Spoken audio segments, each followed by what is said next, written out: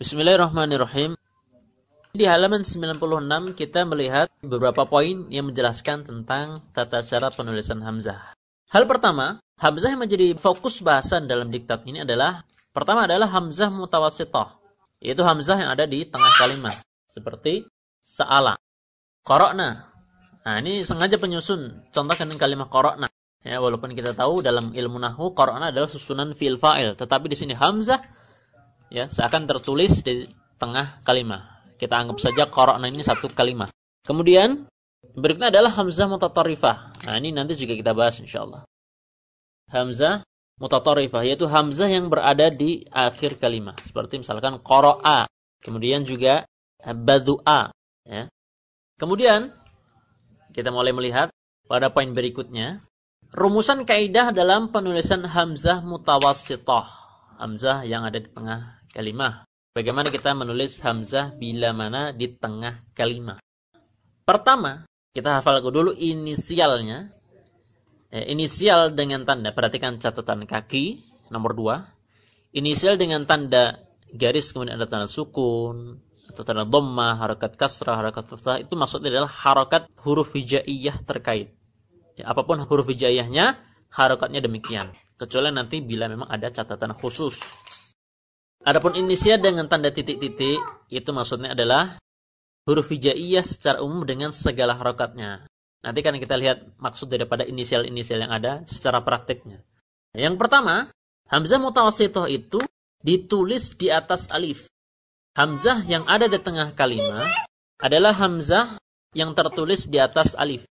Nah, ini ada beberapa tempat. Pertama adalah bila mana hamzah berharakat fathah diawali oleh huruf berharokat fathah, ya.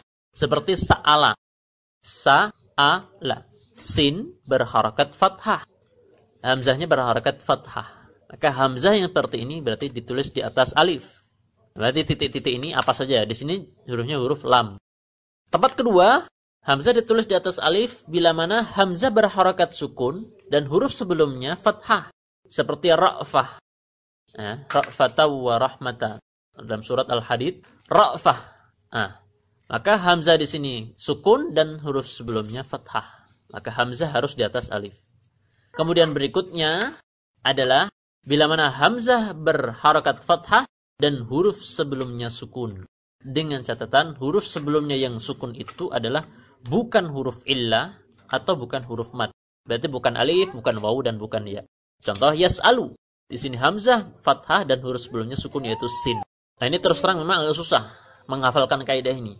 Tapi adalah untuk melancarkan kaidah ini adalah dengan mempraktikkannya secara langsung. Dan salah satu prakteknya adalah dengan kita mentasrifnya secara tertulis. Selain dengan secara lisan, kita menulis. Kita pilih nih, mahmus fa, mahmus ain, mahmus lam. Atau mahmus yang hamzahnya ada di tengah. Berarti mahmus ain. Oke, kita tasrif atau mahmus lam. Kita tasrif secara tertulis. Nah, kita praktekkan di situ kaidah hamzah. Hamzah-hamzah yang di atas alif. Ya, ada 3 tempat. Kemudian yang kedua, tempat-tempat yang dimana hamzah harus ditulis di atas wawu. Harus ditulis di atas wawu. Ya, seperti misalkan kalimat ra'ufa.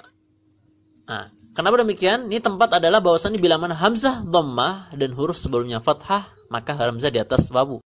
Kemudian yang kedua, bila mana hamzah berharakat dhammah dan huruf sebelumnya dhammah, hamzah juga harus di atas wawu, seperti du'ulah. Kemudian tempat ketiga adalah bila mana hamzah berharakat dhammah dan huruf sebelumnya sukun, maka hamzah juga di atas wawu, seperti mas'ul.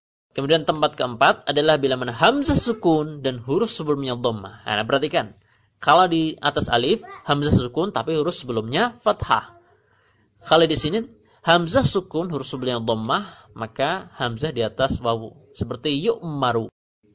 Yang kelima adalah bila mana hamzah berharakat fathah dan huruf sebelumnya dhammah, maka di atas wawu juga seperti su'al. Insyaallah jelas dan akan kita lanjutkan pada pertemuan berikutnya tentang tata cara penulisan hamzah ini. Wassallallahu wasallam ala nabiyyina Muhammad.